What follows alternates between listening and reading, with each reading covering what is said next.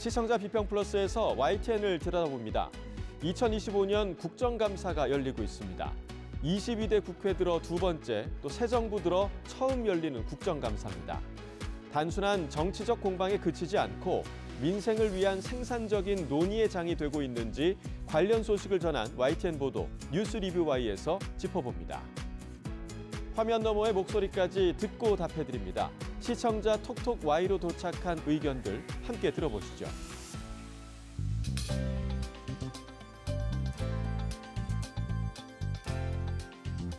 시청자 여러분 안녕하십니까? 나경철입니다. 건조한 날씨에 바람까지 강하게 불면서 산불 발생 위험이 높아지고 있습니다. 소방당국이 각별한 주의를 당부했는데요. 이 시기에는 작은 불씨 하나도 순식간에 큰 불로 번질 수 있는 만큼 산림 인접지에서는 흡연을 삼가시고 또 등산 시에는 성냥이나 라이터 등 인화물질은 지니지 않는 게 좋겠습니다. 사소한 행동 하나에도 주의가 필요한 때입니다. 자, 그럼 이번 주 시청자 비평 플러스 뉴스 리뷰 Y로 먼저 시작합니다.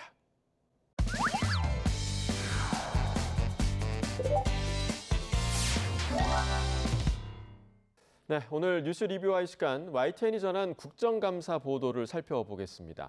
함께 이야기 나눌 두 분을 모셨습니다. 먼저 반유미 시청자 평가원입니다. 이동우 해설위원 실장입니다. 올해 국감 지난달 13일에 시작을 했고요. 오는 6일까지 3주간의 일정으로 진행되고 있습니다. 자, 먼저 시간 순으로 국정감사가 시작된 지난 10월 13일 보도부터 한번 좀 살펴볼까요? 네, 국정감사가 시작된 지난 10월 13일 보도에서는 이번 국감이 전현 정부를 모두 겨냥한 형태가 될 것이라고 전망했습니다. 새 정부 출범 이후 넉 달 만에 열리는 국정감사엔 윤석열, 이재명 정부가 모두 도마 위에 오릅니다. 민주당은 내란 종식을 외치며 야당의 자세로 임하겠다고 외쳤고 국민의힘은 정부 폭정과 입법 독재를 알리겠다고 벼르고 있습니다. 민주당은 조희대 대법원장의 대선 개입 의혹을 파헤치겠다며 사법부 수장에 대한 기존 예우를 깨고 증인석에 앉힐 기세입니다. 국민의힘은 삼권 분립 훼손이라고 반발하는 동시에 대통령의 최측근 김현지 대통령실 부속실장의 공세를 집중하고 있습니다. 해당 보도에서는 법사위를 비롯해 과방위, 행안위 등 주요 상임위별 쟁점을 정리하면서 여야의 입장을 균형 있게 전달했는데요. 국정감사 첫날 시청자에게 핵심 의제와 전체 흐름을 미리 제시했다는 점에서 정보 제공의 기능을 잘 수행해 주었습니다. 같은 날 방송된 대담에서는 국정감사 주요 일정 인포그래픽을 함께 제시하면서 상임위별 주요 이슈와 피감 기간을 시각적으로 정리해 주었습니다. 서로 다 지금 닥치고 공격인데 문제는 공격의 모든 포인트를 둘 경우에는요 수비에 허점이 생겨서 대량 실점할 수 있다는 것이죠. 네. 그런 부분들을 아마 감안을 해야 될 것 같은데 복잡한 의제의 흐름을 한눈에 보여줘 시청자의 이해를 돕는 데 효과적이었습니다. 네. 자, 이번 국감도 여야 의원 간 막말과 고성이 난무하고 이 법사위를 비롯한 일부 상임위는 파행을 거듭하면서 정책 질의가 뒷전으로 밀리고 있다. 이런 지적이 상당히 좀 많습니다. 관련한 상황들을 YTN도 전했는데 좀 어떻게 보셨습니까? 네. 여야 공방으로 혼란스러운 현장을 YTN 보도 영상을 통해서도 확인할 수 있었습니다. 여러 상임위가 동시에 진행되면서 정책 질의보다는 설전이 오간 장면이 중심에 담겨져 있었는데요. 윤석열 정부가 이렇게 쌓아놓은 똥을 치워야 되는 입장에서 미국이라는 상대방도 있고 하기 때문에 그래서 공개가 아마 신중한 것 같습니다. 잠시 감사 중지를 하도록 하겠습니다. 감사 중지를 선포합니다. 욕설 문자 폭로 이후 이틀, 여야 맞고발까지 번진 상황에서 민주당 김우영, 국민의힘 박정훈 의원이 다시 마주했습니다. 김우영 의원에게는 전혀 미안한 마음이 없습니다. 일방적으로 멱살잡이를 한 거예요. 평소에 감정 조절이 잘 안 되시는지. 당신이 뭔데 들어오라 말아 해. 나 그랬어요. 그랬더니 저한테 쌍욕을 했어요. 인간 대 인간으로 옥상으로 올라와. 그랬어요. 올해 국감은 당성 지지층을 자극할 연출이 주가 된 모습입니다. 거친 발언을 쏟아내고 이를 SNS로 유통해 지지층의 환호를 받는 이른바 유튜브 쇼츠용 국감으로 전락했다는 지적도 나옵니다. 남은 2주 동안 여야가 눈살을 찌푸리는 정쟁만 이어간다면 국회의 품격은 땅에 떨어질 수밖에 없습니다.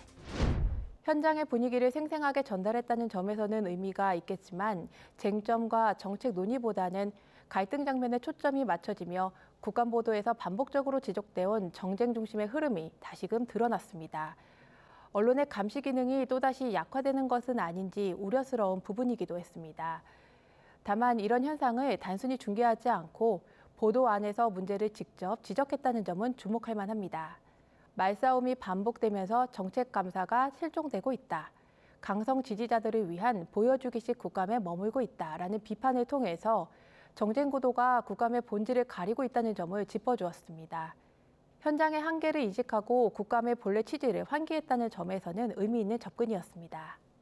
이어진 보도에서는 첫 주 국감의 흐름을 정리하면서 증인 소환과 공방에 치중한 여야의 태도를 비판했습니다. 더불어민주당은 국정감사 첫날부터 조희대 대법원장을 증인석에 앉히는 데 성공했습니다. 대법원 현장 검증에서도 조 대법원장을 다시 발언대에 세웠습니다.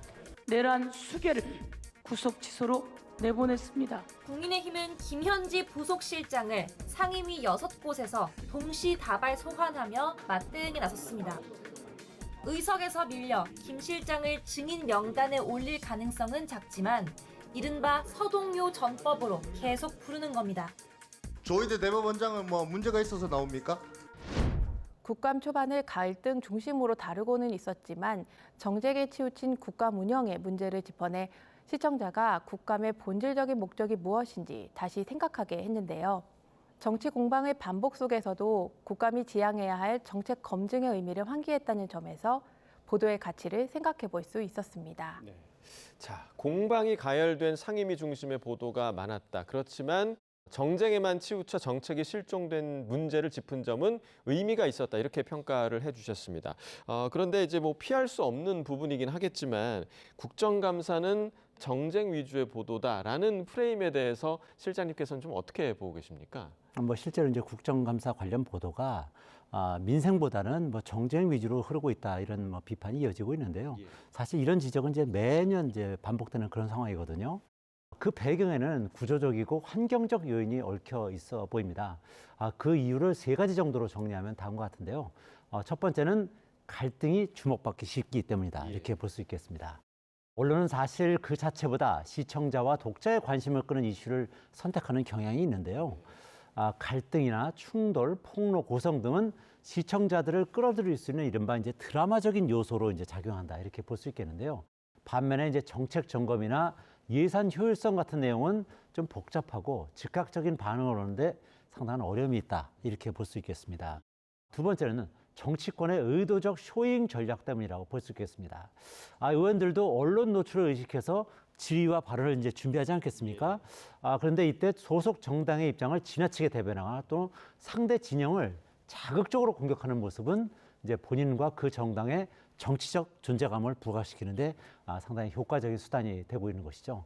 이 때문에 국감이 정책 검증의 자리라기보다는 정치 퍼포먼스의 무대로 변질되는 것이 엄연한 현실이다. 이렇게 볼 수 있겠습니다. 세 번째 같은 경우는 이제 언론사 구조의 상업화와 속보 경쟁도 여기 한몫하고 있다. 이렇게 설명할 수 있겠습니다. 최근 디지털 뉴스 환경에서 속도와 클릭 수가 성과로 평가되는 것이 이제 엄연한 현실 아니겠습니까? 그러다 보니까 심층적이고 분석적인 기사보다는 자극적인 발언 그리고 공방 중심의 단편 보도가 늘어나면서 정책보다는 정쟁에 초점을 맞추는 경향이 있다. 이렇게 할 수 있겠습니다. 정쟁 위주 보도를 지향하는 게 바람직하지만 그 나름의 의미와 가치도 있다. 이렇게 생각을 하고 있습니다. 권력 감시라는 언론 본연의 역할 측면에서 이제 강력한 질의나 공방을 보도함으로써 정부나 공직자의 책임의식을 강화시킬 수 있다. 이렇게 보고 있는데요. 평소 정치나 이제 국감에 관심이 없는 국민들도 격한 논쟁이나 발언을 통해서 이슈의 존재 자체를 인식하게 되기 때문에 이것이 정치 참여를 자극하는 긍정적인 효과도 일부 있다. 이렇게 판단을 하고 있는 상황입니다. 자, 그래서 이제 강력한 하나의 그런 장면들 때문에 국감 스타라는 그런 단어도 등장하지 않았나라는 생각이 드는데 그래도 광범위한 현안을 질의하는 시간도 좀 있었습니다. YTN이 놓치지 않고 전하고자 노력을 하고 있었는데 보도 좀 어떻게 보셨습니까? 다양한 현안들이 이번 국감에서 집중적으로 논의되었는데요. 법사위나 과방위처럼 주목받는 국감장의 주요 이슈 외에도 다양한 현안을 조명하면서 시각을 넓힌 보도들도 있었습니다.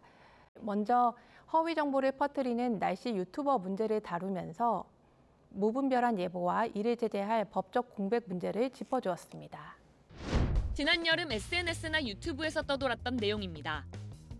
하지만 위파는 영상이 올라온 지 사흘이나 흐른 7월 16일에 발생했고 우리나라가 아닌 베트남으로 향했습니다. 이처럼 사실이 아닌 날씨 정보를 자극적으로 짜깁기 하는 개인 방송이 무분별하게 늘고 있습니다.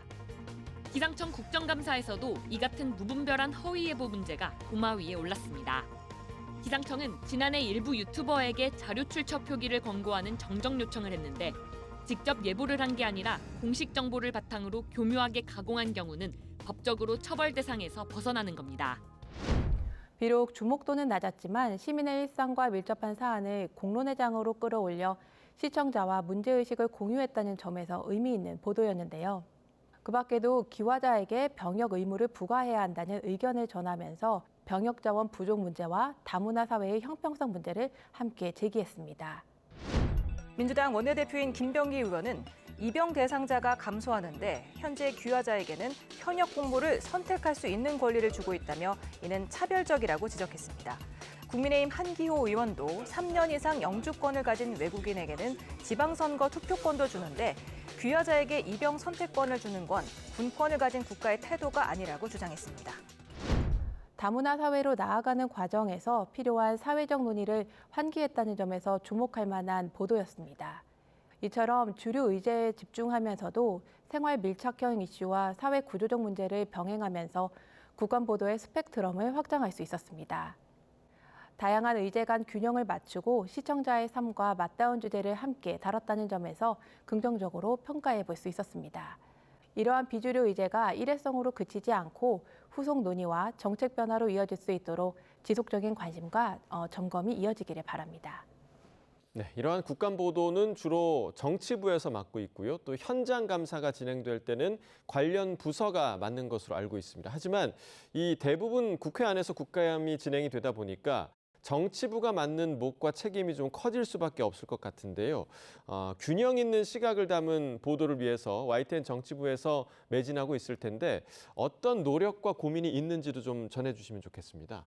그 정쟁 중심의 이제 국정감사 관련 보도가 이제 이어지고 있는 상황에서도 YTN은 이제 방송이 지향해야 할 그런 어떤 방향에 대해서 고민하고 나름대로 노력을 기울이고 있다 이렇게 자부하고 있습니다. YTN이 고민하고 노력하는 이제 주요 포인트는 이제 다음과 같은데요. 첫 번째는 민생과 정책 중심 보도 강화입니다. 국정감사의 본질은 정부 정책의 성과와 한계를 점검하고 국민 생활에 미치는 영향을 이제 살피는 것이라고 할 수 있겠는데요. 따라서 언론은 여야 공방보다는 국감에서 다뤄진 정책이나 예산, 행정의 실질적인 내용을 중심으로 보도해야 한다고 생각을 하고 있습니다. 예를 들면 의료나 복지, 청년 고용 등의 국민 체감형 이슈를 중점적으로 보도하는데 더 노력을 기울여야 할 것이라고 판단하고 있습니다. 두 번째는요, 사실 검증과 맥락 설명 중심의 분석 보도입니다. 단순히 발언이나 충돌 장면을 전하는 중계 보도를 넘어서 발언의 사실관계 검증, 그리고 정책 논의의 배경과 영향 분석을 함께 제시하는 것도 대단히 중요하다 이렇게 생각을 하고 있습니다.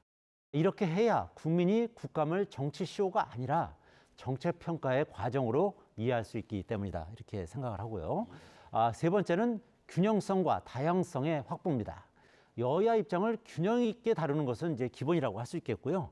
전문가와 시민단체, 현장 당사자 등 다양한 목소리를 반영해서 국감 결과가 국민 생활에 미치는 실제 효과를 조명해야 한다 이렇게 생각을 하고 있습니다. 즉 정치권 중심이 아닌 국민 시각에서의 국정감사 보도로 방향을 전환해야 할 것이라고 봅니다. 얼마 남지 않은 이제 국정감사 기간은 물론이고요.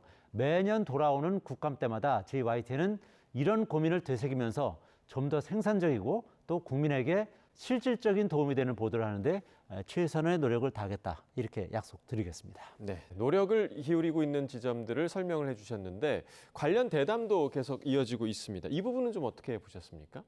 네, 국정감사에서 드러난 여야의 정치 공방은 정치 대담에서도 그대로 이어지는 모습이었습니다. 먼저 관련한 대담을 보면 법사위 국감 현장을 생중계하면서 대담을 진행한 구성이 있었는데요. 오늘 아침 지금 국회에 출석한 조금 전 국회 조희대 대법원장의 모습 보고 계십니다.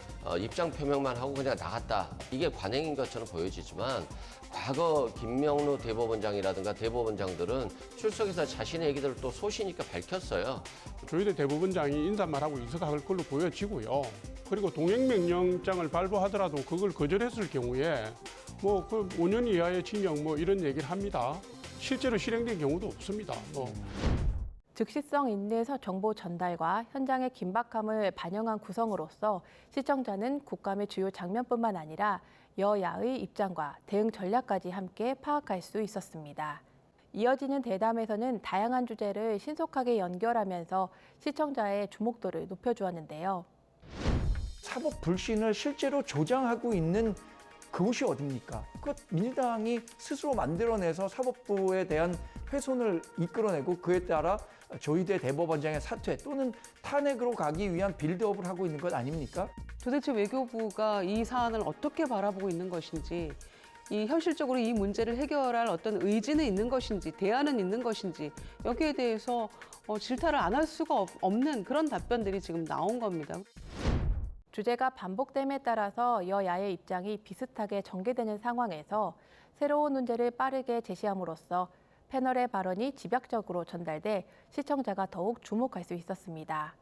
각 상임위별 이슈를 함께 다룬 구성도 상대적으로 보도 비중이 적은 상임위의 논의까지 확인할 수 있게 해 보도의 폭을 넓혔다는 점에서 의미가 있겠습니다. 하지만 이런 긍정적인 평가에도 불구하고 여전히 정파적인 구도 속에서 진행되는 대담의 한계는 남아 있습니다. 분석을 통한 객관적인 논의보다는 진영별 주장이 맞서며 근거가 부족한 발언이 오가는 경우도 있었습니다.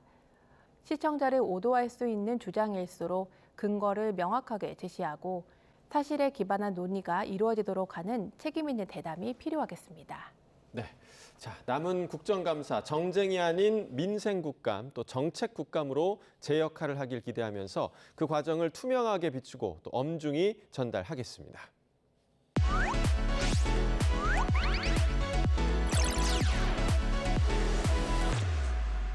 시청자의 알 권리와 보도 가치의 향상을 위해 노력한 방송을 꼽아보는 디딤돌 뉴스 시간입니다. 자, 평가원님, 이번 주 주목할 만한 보도 어떤 보도였습니까? 국감 개시 전부터 여야의 대립 구도를 정리하면서 향후 쟁점을 예고하고 이에 대해 시청자가 국정감사에 관심을 갖도록 이끈 김다현 기자의 보도를 꼽아보았습니다. 단독 보도로 외교당국의 대응 부실을 구체적으로 드러낸 뒤 곧바로 이어진 현장 국정감사 보도를 통해서 정부의 후속 대응을 점검하며 정책 감시와 행정 책임 추궁이라는 국정감사 보도의 본질적인 기능을 잘 구현해 주었는데요.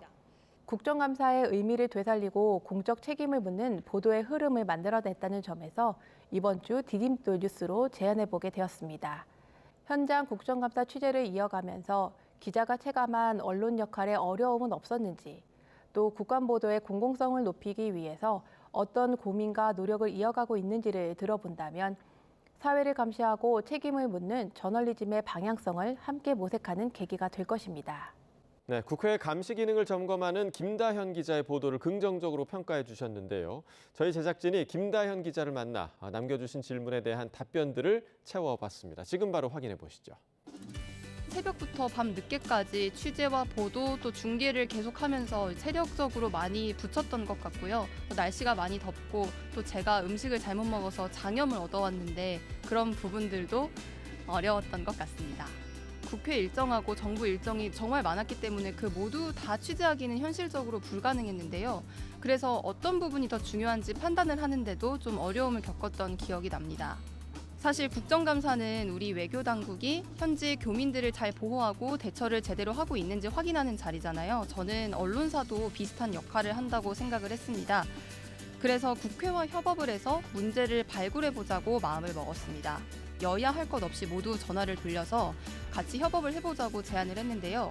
마침 조국혁신당 김준영 의원실에서 관련 제보를 받은 게 있다고 해서 제가 직접 같이 아이템을 발전시켜 나가보자고 이야기를 했습니다. 주 캄보디아 한국대사관이 120억 원대 로맨스 스캠 사기를 저지른 피의자에게 적색 수배 중이라는 사실만 알리고 별다른 조치를 하지 않았다는 내용인데요. 저희 보도가 나가고 바로 다음 날 국정감사가 있었는데 이 내용이 주요 내용으로 다뤄졌고 많은 언론사에서 이 내용을 중점적으로 다뤄져서 보람 있었던 기억이 있습니다. 자, 그럼 오늘 뉴스 리뷰와이 마무리해 보겠습니다. 두 분 오늘 말씀 잘 들었습니다. 고맙습니다.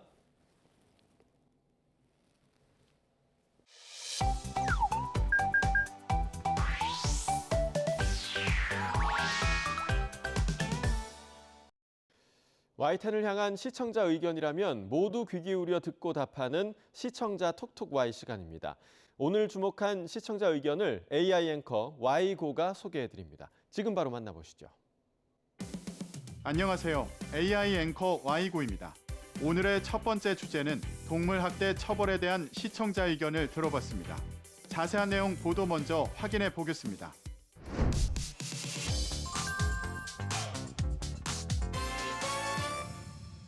반려인구가 늘면서 동물학대 범죄도 계속 늘고 있습니다. 동물학대 사건이 늘어나고 있지만 처벌이 약해 앞으로 처벌 수위를 강화한다는 내용을 전한 보도가 있었습니다. 꼬리를 흔들며 반기는 강아지의 목을 붙잡아 패대기 치고 강아지 목줄을 잡고 요요처럼 휘두르더니 때리고 욕설까지 퍼붓습니다. 동물을 학대하거나 죽음에 이르게 하는 행위는 엄연한 범죄로 3년 이하의 징역이나 3천만 원 이하의 벌금형에 처할 수 있습니다. 하지만 실제로는 처벌이 솜방망이에 그쳐 실효성이 부족하다는 지적이 제기돼 왔습니다. 제보를 통한 실제 학대 장면으로 심각성을 보여주고 동물학대 범죄 사례를 통해 처벌 수위가 낮음을 짚었는데요.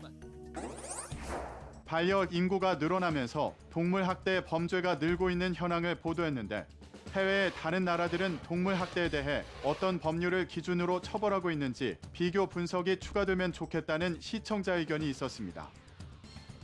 시청자 톡톡아이에서 해외의 동물학대 처벌 법률에 대해 살펴봤습니다. 해외 주요 선진국들은 동물을 단순한 소유물이 아닌 인격체로 인정하고 강력한 동물 보호 법률을 시행하고 있다고 합니다. 독일의 경우 동물복지법을 통해 동물을 존중하고 보호해야 한다는 원칙을 명시하며 동물에게 고통을 주는 행위를 엄격히 금지하는데요.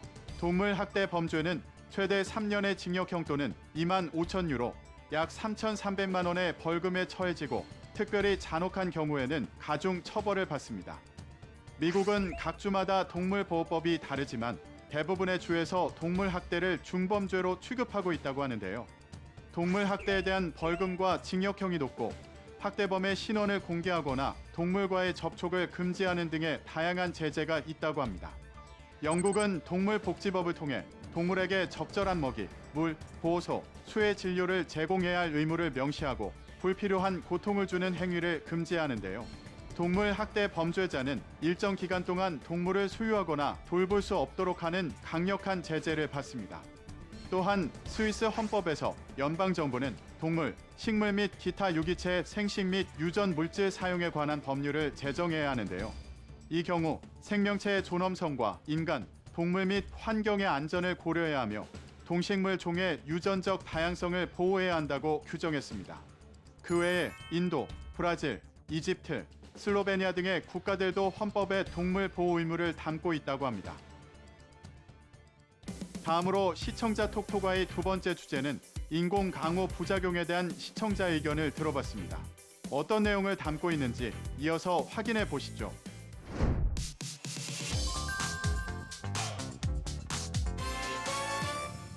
해마다 대형 산불이 되풀이되는 동해안 지역은 지형적 특성 탓에 산불에 특히 취약합니다. 대형 산불을 예방하기 위해 이루어지고 있는 인공 강호 실험에 대해 소개한 리포트가 있었습니다. 비행기 날개 끝에 달린 장치에서 불꽃이 터지며 구름 속으로 빗방울의 씨앗이 뿌려집니다. 구름 속의 수증기가 씨앗에부터 커지고 무거워지면 빗방울이 돼 떨어지는 겁니다. 인공강우 실험은 1963년에 시작돼 다양한 기상재해 대응을 목적으로 추진됐지만 현재는 산불 예방에 집중적으로 쓰이고 있습니다. 최근 우리나라에서 이루어진 인공 강우 실험에 대해 설명하고 이 실험이 어떤 효과를 낼지 기대를 더한 보도였는데요. 인공 강우 실험과 관련해 설명한 보도로 그림 자료를 활용해 기술 개념을 설명했는데 인공 강우의 한계와 부작용에 대한 설명은 없어 아쉬웠다는 시청자 의견이 있었습니다. 시청자 톡톡아에서 인공 강우의 한계와 부작용에 대해 알아봤습니다. 보도에서 설명한 인공 강우는 항공기나 미사일을 이용해 구름층이 형성돼 있는 대기 중에 염화칼슘이나 요오드 화원을 살포해 특정 지역에 눈이나 비를 내리게 하는 기술입니다. 인공 강우의 목적은 강수 조절과 우박 억제, 산불 예방 등으로 다양한데요. 먼저 인공 강우 기술을 선도하는 중국의 경우를 살펴보면 미세먼지, 황사, 스모그 부분에선 큰 효과를 보지 못했다고 합니다. 가뭄 해결과 산불 예방은 일부 비로도 효과를 볼 수 있지만 스모그 개선의 경우 내리는 비의 양이 적을 경우 큰 효과를 보기 어렵기 때문인데요. 또 공기 유동성이 적은 날 스모그가 발생하기에 애초에 그런 날은 인공 강우를 유도하기가 어려운 한계가 있습니다. 또한 인공 강우는 지역 간 강수량 불균형을 초래할 위험이 있는데요. 한 지역에서 인공 강우를 통해 비를 내리게 하면 인근 지역에서는 그만큼 비가 줄어들 수도 있다고 합니다. 이는 국제적 갈등을 불러일으킬 수 있으며 특히 물 부족 국가들 사이에서 긴장감을 조성할 가능성이 높은데요. 기후를 조작하는 기술이 장기적으로 자연의 균형을 깨뜨릴 위험성도 존재합니다. 인간이 단기적인 이익을 위해 날씨를 바꿀 경우 예상치 못한 부작용이 발생할 가능성이 크다고 합니다. 예를 들어 2024년 중국 충칭에서는 폭염을 완화하기 위해 인공강우 작업을 진행했으나 결과적으로 예상치 못한 강풍과 폭풍우가 발생하여 도시가 아수라장이 된 사례가 있습니다. 마지막으로 오늘 시청자 톡톡아의 세 번째 주제는 중국 히토류에 대한 시청자 의견을 들어봤습니다. 이어지는 내용도 지금 바로 만나보시죠.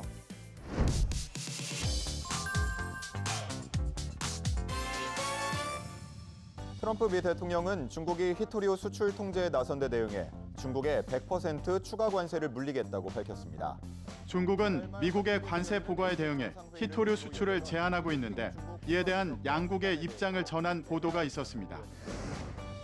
노벨 평화상 수상이 불발된 날 도널드 트럼프 미국 대통령은 중국에 다음 달 1일부터 100% 추가 관세를 부과하겠다고 밝혔습니다. 중국이 11월 1일부터 세계 각국의 히토류 생산과 관련한 수출 통제에 나서겠다는 서한을 보냈다며 이에 근거한 결정이라고 설명했습니다. 현재 미국의 대중국 관세는 평균 55% 수준으로 여기에 100% 관세가 추가되면 평균 155%의 관세를 적용받을 것으로 전망됩니다. 양국이 밝힌 입장을 전하고 이에 대한 여파로 미중 무역 갈등이 재점화할 우려까지 짚은 보도였는데요. 중국의 히토류 수출 통제에 이어 미국이 중국에 추가 관세를 부과하겠다는 내용을 전한 보도였는데 중국의 히토류 중요성과 생산 비중 등이 어느 정도인지 설명했다면 발언의 배경을 더 잘 이해할 수 있었겠다는 시청자 의견이 있었습니다. 자세한 내용을 보충하기 위해 시청자 톡톡아에서 중국의 히토류 중요성과 생산 비중 등을 살펴봅니다. 산업의 비타민으로 불리는 히토류는 전기차, 반도체, 스마트폰, 로봇, 항공, 우주, 국방, 의료 등 첨단 산업의 거의 전 분야에서 사용되는 핵심 원소입니다. 산업별로 각각의 파트에 투입되는 히토류의 절대량이 아주 많지는 않지만 그게 없으면 해당 산업은 첨단으로서의 기능과 역할을 상실하거나 즉시 멈춰설 수밖에 없는데요. 중국은 히토류 매장량이 많기도 하지만 저비용, 환경 친화적으로 채굴이 어렵기 때문에 사실상 중국이 가공을 독점하고 있습니다. 현재 중국은 전 세계 히토류 생산량의 약 70%를 채굴하고 정제, 분리, 가공 과정은 90% 이상을 담당하고 있는데요. 산화물, 합금, 연구자석 등의 최종 제품으로 전환되는 공정도 거의 90% 이상이 중국에서 이루어집니다. 채굴, 정제, 가공, 자석 제조, 부품, 완제품의 6단계 밸류체인 전체를 좌우하고 있습니다. 중국의 히토류 밸류체인 구축 노력은 30년 이상 중장기 국가 전략으로 추진돼 왔는데요. 그 결과 중국은 현재 전 세계에서 17개 히토류 원소 모두를 상업적으로 양산할 수 있는 유일한 국가가 됐고 정제, 가공 기술에 있어 거의 100% 독점 체제를 구축했습니다. 이러한 중국의 희토류 수출 통제에 대응해 미국은 핵심 광물 및 희토류의 안정적 공급망 확보를 위한 미국 호주 프레임워크에 서명했는데요.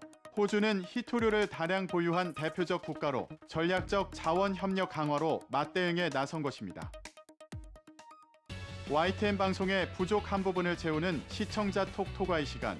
다음 주도 다양한 시청자 의견과 함께 돌아오겠습니다.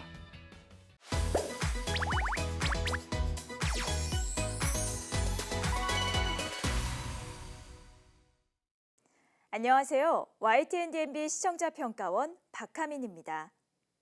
우리가 매일 먹는 음식과 사용하는 가전 등 일상의 모든 순간에는 과학이 스며 있습니다. 보이는 것이든 보이지 않는 것이든 과학은 늘 우리와 함께인데요. 이번 특집 방송으로 진짜 과학이 앞으로 우리의 삶을 어떻게 변화시킬 것인지를 생생하게 알아봅니다.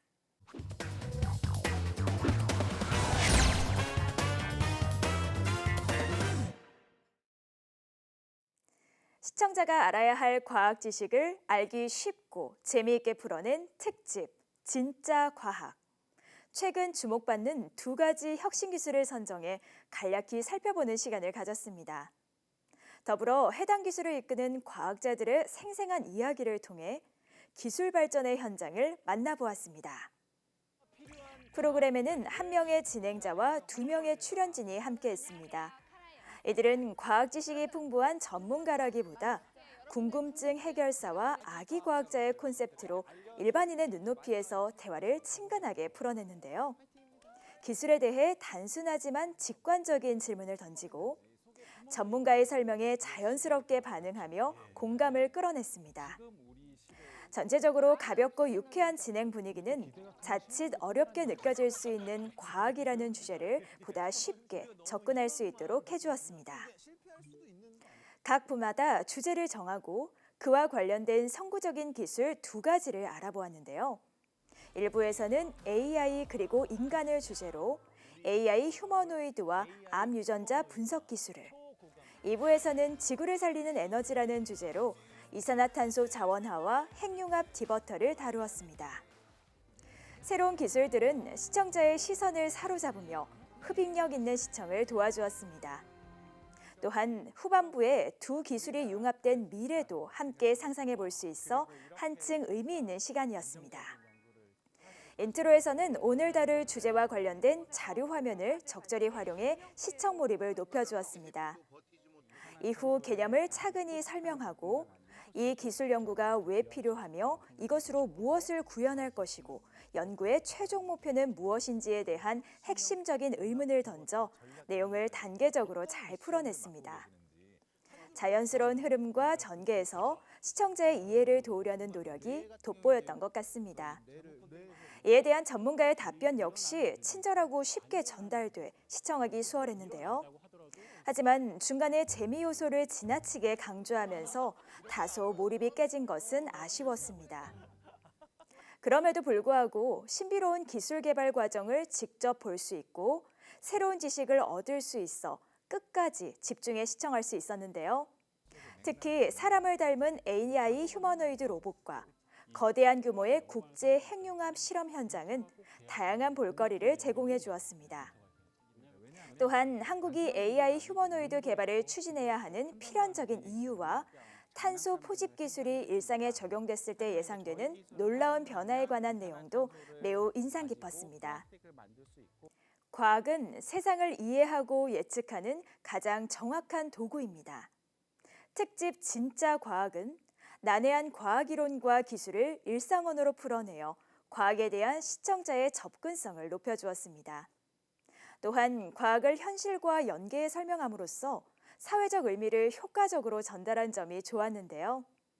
이를 통해 미래 기술 개발에 대한 국민적 관심이 확산되고 그 관심이 실질적인 지원과 성과로 이어지길 기대해 봅니다.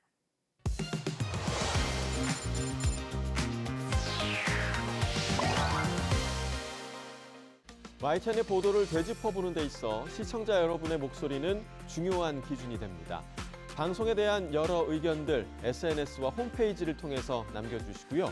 시청자 비평 플러스는 다음 주 보다 깊이 있는 시선으로 찾아뵙겠습니다. 시청해주신 여러분 고맙습니다.